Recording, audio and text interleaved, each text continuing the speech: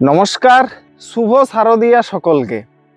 তো এই জমির আপডেট আমি এর আগে দিয়েছিলাম যখন এই জমিতে থোড় এসেছিল এবং আমি কি কি স্প্রে করেছিলাম সমস্ত কিছু আপডেট কিন্তু অলরেডি ভিডিওতে দেওয়া আছে এবং আপনারা অনেকেই সেই ভিডিওটা দেখেছেন। যারা সেই ভিডিওটা মিস করে গেছেন আবার আরেকবার ভিডিওটা দেখার জন্য অনুরোধ করছি।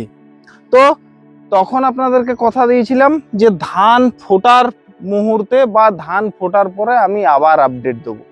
তো আজকে এই যে ভিডিওটা করছি এর যে মূল বিষয়বস্তু সেটা হচ্ছে যে আপনারা এই ধান ফোটার সময় কোনো কিছু কি যত্ন পরিচর্যা করতে পারেন সেই বিষয়টা নিয়ে থাকবে। আমি যে স্প্রেটা করেছি সেখানে ধরুন একটা মোটামুটি মোটা অঙ্কের খরচ রয়েছে, তাহলে এই মোটা টাকা খরচ করে আপনারা ধান চাষে কি প্রফিট করতে পারবেন সেই প্রসঙ্গটা নিয়েও আলোচনা করব। অনেকের আবার মনে হচ্ছে এই স্টেজে এসে এই রকম পরিচর্যা করলে যে কত আবার ধান হবে সে বিষয়টা নিয়েও আলোচনা হবে। আবার অনেকের মনে হচ্ছে যে আমি যেভাবে খরচা করছি সেইভাবে যদি তারাও খরচা করেন তাহলে জমি বিক্রি করে দিতে হবে। তাহলে এই সমস্ত কিছু বিষয়টাকে নিয়েই একটা মোটামুটি কমপ্লিট ভিডিও দেওয়ার চেষ্টা করছি। আপনাদেরকে অনুরোধ করব যে ভিডিওটা স্কিপ করবেন না, শেষ পর্যন্ত দেখুন। আর যারা এখনো আমার এই চ্যানেলটিকে সাবস্ক্রাইব করেননি চ্যানেলটিকে সাবস্ক্রাইব করুন। দর্শক বন্ধুরা, আমি ধানের থোড় আসার সময় একটা স্পেশাল কেয়ারের কথা বলি যাতে আপনি সমস্ত দিক থেকে আপনার ফলনটাকে সুরক্ষিত রাখতে পারেন, যাতে ফলনটা বাড়ানো যায়, ফলনে যাতে আপনারা মার না খান। ঠিক আছে? তো তার মানে এই নয় যে আপনি আগে কোনো যত্ন পরিচর্যা করবেন না আর আপনার ধানের থোড়ের মুখে আপনি এই স্পেশাল পরিচর্যাটা করে দেবেন, স্প্রেটা করে দেবেন, তাহলেই আপনার ফলন বেড়ে যাবে। এইরকম ম্যাজিক হয় না কৃষিকাজে। তাহলে আপনাকে প্রথম থেকেই সিস্টেম ওয়াইজ কিন্তু চলতে হবে, তারপরে শেষে গিয়ে একটা যদি আপনারা ভালো যত্ন পরিচর্যা করেন তবেই কিন্তু ওভারঅল ফলনটা বাড়াতে পারবেন। তো আমি থোড় অবস্থার সময় স্প্রে করি এবং থোড় অবস্থার সময় একটা ভালো মানের ছত্রাকনাশক যদি আপনারা স্প্রে করেন তাহলে ধরুন থোড় অবস্থায় ধানটা 7-8 দিন থাকলো, 10 দিন থাকলো, তারপরে শীষ বার হবে, থোড় অবস্থায় আপনি স্প্রেটা করলেন, তাহলে ওই যে ছত্রাকনাশকের গুণাগুণটা সেটা কিন্তু ধান গাছের মধ্যে ছড়িয়ে গেল। ঠিক আছে? পরবর্তী সময়ে যে শীষটা বার হবে তার মধ্যেও কিন্তু আপনি ওর গুণাগুণ বা ওর রেজাল্টটা আপনারা দেখতে পাবেন। তাহলে ভালো মানের একটা ছত্রাকনাশক স্প্রে করলে কি হয়, একেবারে গোড়া থেকে আগা পর্যন্ত প্রত্যেকটা ধান সুরক্ষিত থাকবে, ধানে কোনো চিটা বা আগড়া হবে না এবং ধানের গ্লেজ ভালো থাকবে এবং ধানটা ওজনদার হবে, যাতে আপনি যদি কোনো এমনি ধরুন পাইকারকেও বিক্রি করেন তাহলে অন্যান্য কৃষকের থেকে আপনি 2-4 টাকা দামটা বেশি পাবেন। আর একটা ভালো কীটনাশক দেওয়ার কথা বলি যাতে মাজরা পোকার আক্রমণটা না হয়, যাতে ধরুন এই সময় গন্ধি পোকাটা বা ফড়িংটা না আসে, যাতে ওরা শীষের ডোগাটা না চুষে চুষে খেয়ে আমার ফলনটাকে কমাতে পারে, সেই জন্য একটা ভালো মানের কীটনাশক এখানে ব্যবহার করা হয়। নাহলে যদি সাদা শীষ বার হয় তাহলে তো আপনি ফলনে মার খাবেন। এই বছর বোরো ধানে আমার এলাকাতে ধরুন 60-40% হয়েছে রেশিও, মানে 40% সাদা শীষ আর 60% শীষ বার হয়েছে। তাহলে ভাবুন যে ফলনে কত ক্ষতি হচ্ছে। এই বছরও মাজরা পোকার আক্রমণ কিন্তু ব্যাপক হারে রয়েছে অন্যান্য জায়গায়। আমার জমিতে আপনারা পুরো জমিটা যদি ঘুরে দেখেন, আমি আরো ক্যামেরাতেও দেখানোর চেষ্টা করব, একটা সাদা শীষ আপনারা বার করে দেবেন, একটা সাদা শীষ নেই। আমি চারদিক থেকে আমার ফলনটাকে সিকিউর করার চেষ্টা করেছি। আর একটা হচ্ছে আপনারা ভালো ধরনের মাল্টি মাইক্রোনিউট্রিয়েন্ট বা পিজিআর, যদি আপনার গাছ দুর্বল থাকে তাহলে পিজিআর দেবেন, যদি গাছ দুর্বল না থাকে পিজিআর দেওয়ার দরকার নেই। একটা মাল্টি মাইক্রোনিউট্রিয়েন্ট দিলে দেখবেন আপনার এই যে শীষটা বার হবে শীষটা খুব সুন্দর হবে।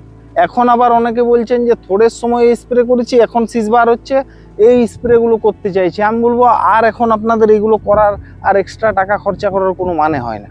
আপনারা থোড় অবস্থায় ভালোভাবে কেয়ারিংটা করুন এবং এই জন্য আমার ধরুন ব্যারেল প্রতি 200 থেকে 250 টাকা মতো খরচা হয় এই ফাইনাল স্টেজের স্প্রেটার জন্য। 1 বিঘাতে আপনার 4 ব্যারেল প্রয়োজন, তাহলে আপনার ধরুন 1000 টাকার আপনি স্প্রে করছেন। তো এই 1000 টাকা আপনি যে স্প্রে করছেন আপনি যে ফলনটা পাচ্ছিলেন তার থেকে আপনার 1 থেকে 1.5 কুইন্টাল ফলন কিন্তু আপনাকে বেশি দেবে। দর্শক বন্ধুরা, একটু ফ্ল্যাশ ব্যাকে যান। আমি ধান চাষে কি বলি যে আমার 33 শতকে 10 কুইন্টাল ফলন চাই এবং আমি পুরো চাষটাতে রাজার মতো খরচ করি, নিজে কোনো কিছু করি না, সমস্ত কিছু লোকজন দিয়ে করি। ওই রকমভাবে স্প্রে করায় আমার খরচ হয় 8 থেকে 8.5 টাকার মধ্যে। গত বছরে আমি 10 কুইন্টাল ফলন পাইনি, বিগত 4-5 বছরের যদি ট্রেন্ড বলেন, গত বছর আমি 8.5 কুইন্টাল ধান পেয়েছিলাম। প্রতি বছরে আমি হাইব্রিড ধানের চাষ করি, এবছরও হাইব্রিড ধানের চাষ করেছি। এই বছর কীরকম ফলন পাবো সেটা পরে আসছি, ঠিক আছে, এখন তো বলা সম্ভব নয়, পরে সেটা নিয়ে আমি অবশ্যই আলোচনা করব। তো গত বছর আমার টোটাল খরচা ছিল 8,200 টাকা। এবং আমি আপনাদেরও বলছি যে যদি আপনারা 10 কুইন্টাল ফলনের টার্গেট নেন এবং যদি রাজার মতো খরচা করেন, আমার থেকেও যদি আরও ভালো বেশি খরচা করেন, তাও আপনারা 33 শতকে 10,000 টাকার বেশি খরচা দেখাতে পারবেন না।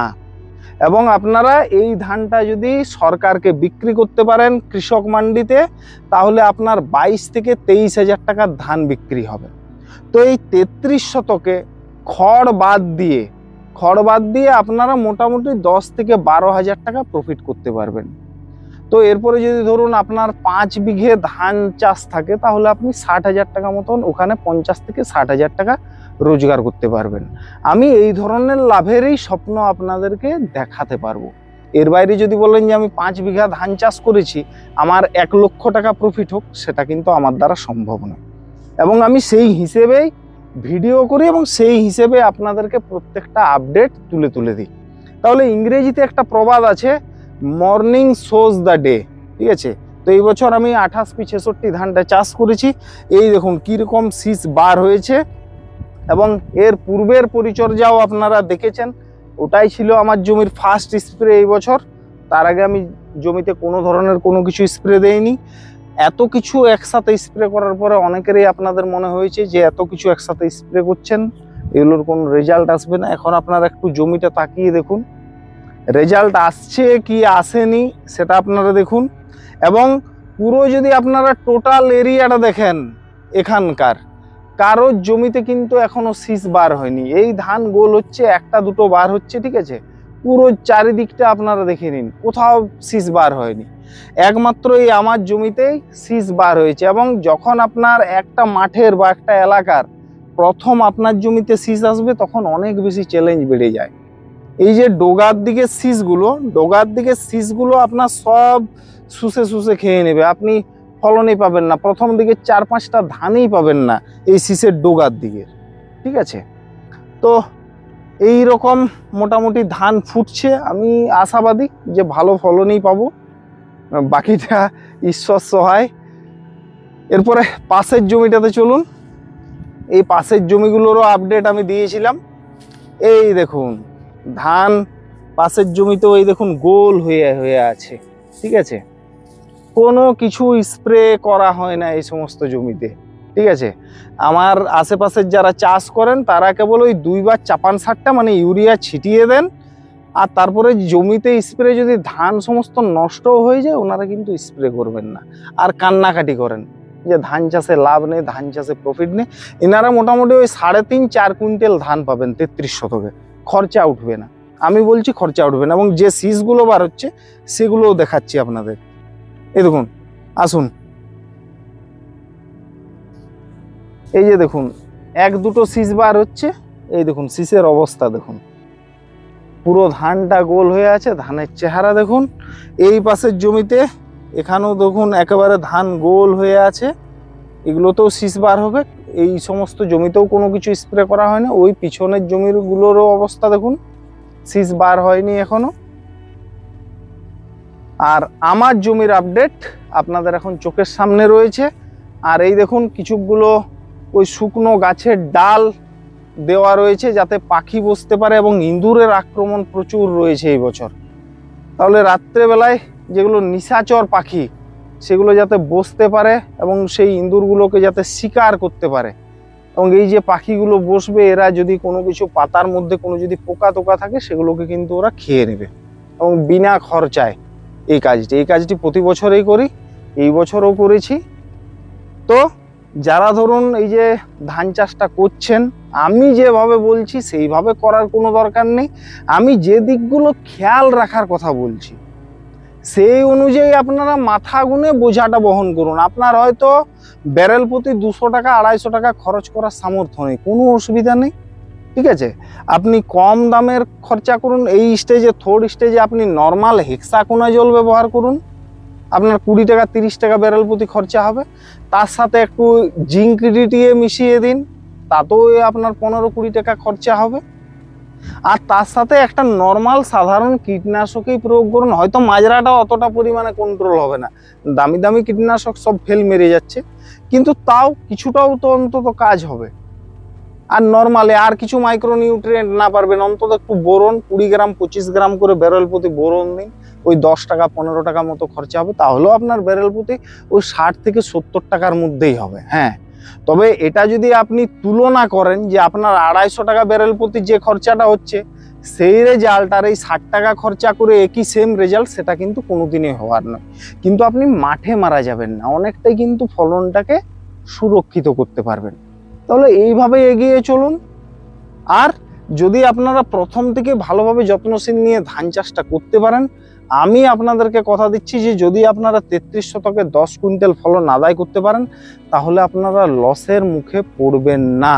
আপনারা 33 শতকে অন্তত 10,000 টাকা প্রফিট করতেই পারবেন, খড় ছাড়া। খড়েরও তো দাম রয়েছে। এইভাবে এগিয়ে চলুন। আজকের ভিডিওটা এই পর্যন্তই। যদি আজকের এই ভিডিওটা আপনাদের ভালো লেগে থাকে, তাহলে অবশ্যই একটা লাইক করবেন। কোনো প্রশ্ন থাকলে অবশ্যই কমেন্টে জানাবেন।